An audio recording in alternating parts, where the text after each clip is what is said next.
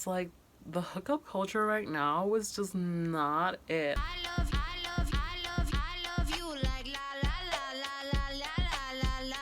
Hello pretty people, coming back to you bedside, and I am just so excited to get on with this episode because so much has happened in the last week, so much is going on this week, and so much will continue to happen as the year wraps up. If this is your first time here, thank you so much for clicking on this video. I really appreciate it, and if you're returning, even better. Thank you so much for coming back. I appreciate new viewers, returning viewers alike. I'm just glad that we're all here to talk about things fashion, Chicana, millennial, and dating.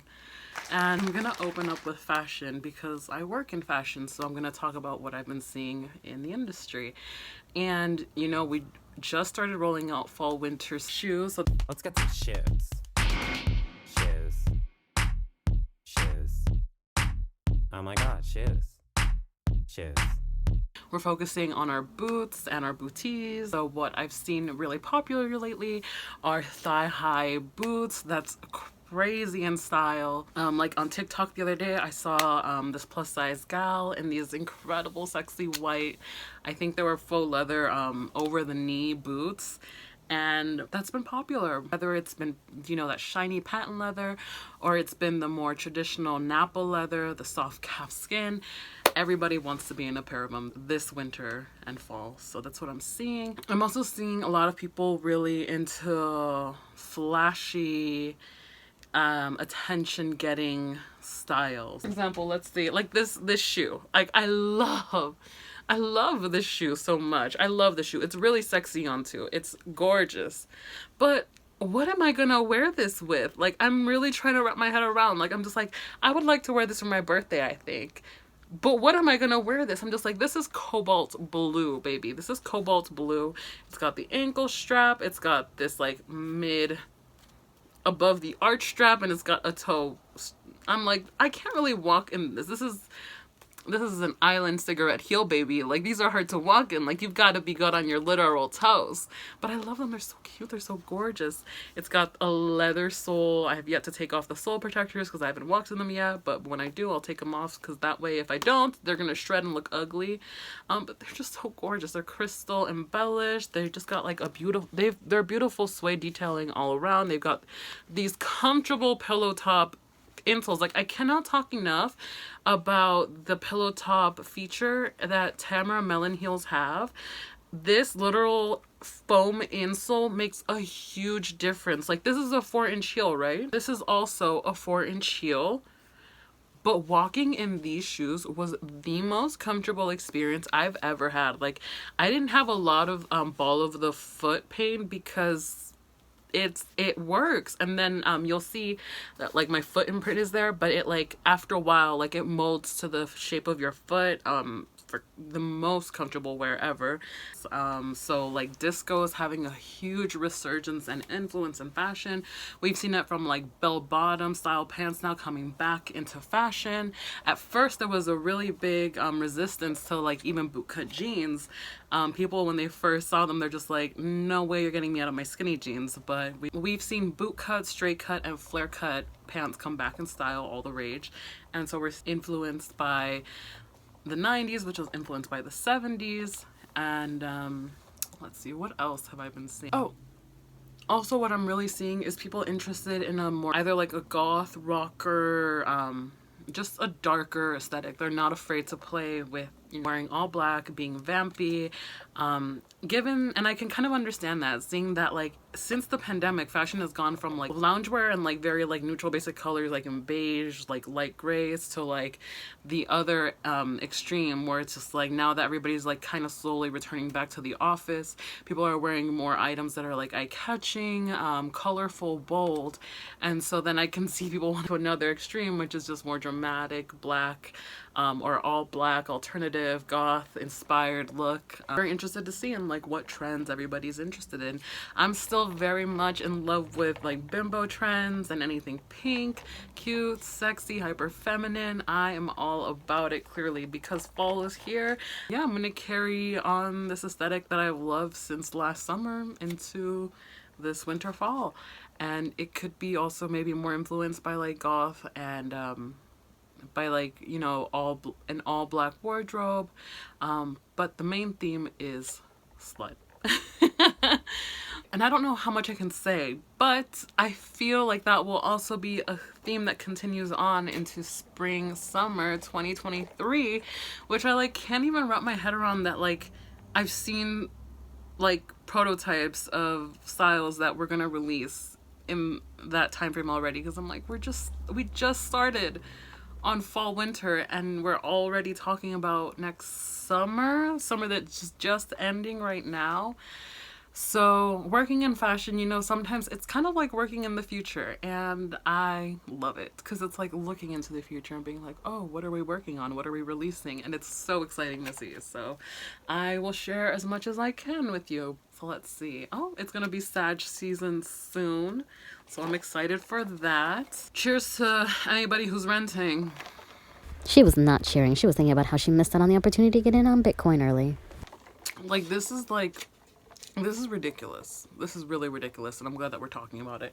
Because other things that are ridiculous, apparently, I've seen a lot of creators talk about how Bad Bunny is bringing attention to how a lot of residents of Puerto Rico are going through kind of challenging situations right now where they are paying some of the highest utility rates and having to deal with outages, on top of having to deal with expats slash people who a lot of the times, not always, but a lot of the times, they are US citizens who go to either Puerto Rico or Mexico to live there because, you know, it's cheaper to live down there because there's tax incentives to live down there, which is just so crazy how so much can be done for people who don't live there, yet the people who are residents there, like, you know, it's just good luck to you. Like, what the fuck? That's just messed up. So, just gotta say that. Because the living situation here in the US, like trying to find a place to live, was so bad. I'm just like, you know what? Let me go to Mexico and stay there for a few months. Just because I work remote, I can do that. And then I just saw how bad the situation was and how people, like, were saying, like, get out to the people who are already there. And I'm just like, you know what? I'm just going to set my butt here and try to make the situation here better. And the last thing that I wanted to talk about is, like, the hookup culture right now was just not it. Like, I used to be all about it, but I don't understand how guys... And this isn't for all guys, it's just the guys I'm talking to. So clearly, I'm not talking about you, don't be mad.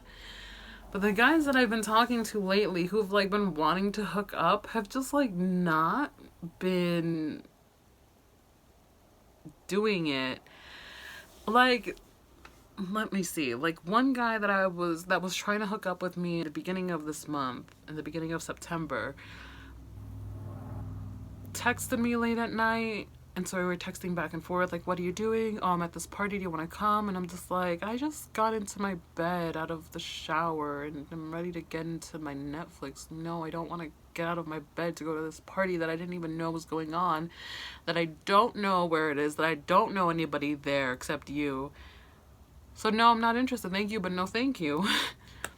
And then this person tried to hit me up another couple times, like in the middle of the night, like, hey, do you want to, like, another time to go to another party, I think, another time to just hook up? And I'm just like, no, like, you've hit me up really late. Like, I'm settled in my bed. I'm good.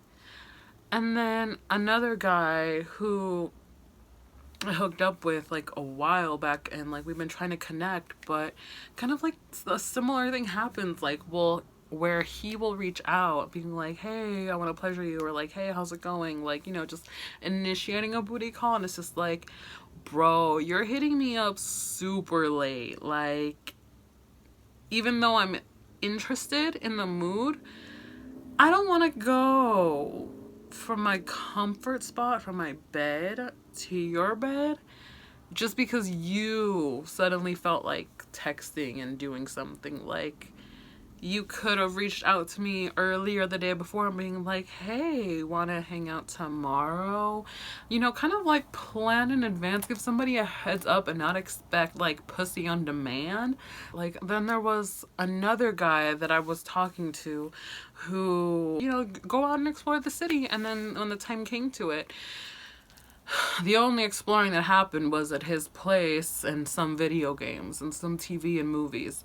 And you know, well, that's fun and nice. Like, I can only like literally like watch a couple of episodes or like one movie before I'm like, can we do something else? And these dudes just do not want to do anything else. I'm like, I am not about to spend my time with somebody else and do something that I'm not interested in. Like, let's plan to do things. And so that's just been like the biggest turnoff that I've run into lately. Like, I'm good.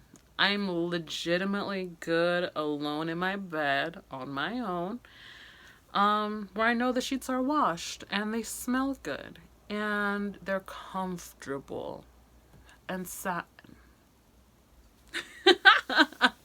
I'm gonna do my best to stay connected with you all because you know, even though we live in the age of information and where we have a literal phone in our pocket or in our hands most of the time, or where we're working remote from our laptops, I don't know why, but it's just like so easy to feel so alone.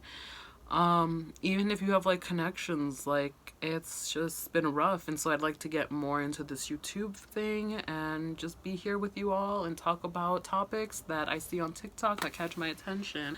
We'll see what goes on in the dating scene because I'm thinking about going to a swingers party this weekend. So we'll see what what the video is for next week, because I'll definitely have things to talk about from the party. So let me know what you would style these shoes with, and we'll see you in the next video. Did you get your FEMA check? Yeah, I got my FEMA check. Did you get your FEMA check? Yeah, I got my FEMA check. Well, tell me what you spending on. I'll tell you what I spend it Girl, on. tell me what you spending on.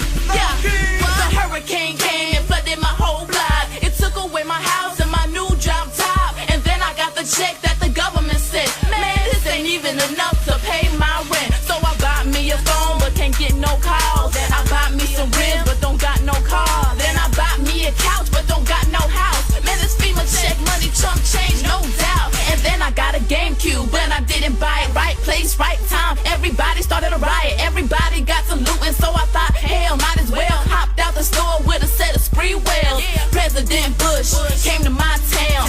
Had everybody waiting when he touched down. He came empty-handed with nothing to give. So I threw a bottle at him and I got arrested. And then I made bail and I went to my mama's. Would you believe my mama's living out of the Honda? So I went back to Biloxi with my head hanging low. Besides this FEMA check, I ain't got nothing to show. Tell me, did you get your FEMA check? Yeah, I got my FEMA check. Did you get your FEMA check? Yeah, I got my FEMA check. Well, tell me what you spend it on. I'll tell you what I spend it on. Man, tell me what you spend it on. I'll tell you what I spend it on. I got a new fit, some kicks and a pair of socks. Thanks to FEMA when I need a re-up, hit up Red Cross and claim 5 folks so I can ride spokes. Go to XEL, get a grill and some hard boots to stay live with the flow. When I'm rhyming with low, dash to the key, went to the club and the chick gon' ask for a drink. Girl, please, I'm an evacuee. You should be buying one for me, cause you don't know the deal. I damn near got killed, stomach filled with nothing but MRE meals. We still holding it down, striving forward. Keep your head up to all my peeps along the beach in the 9th Ward. FEMAC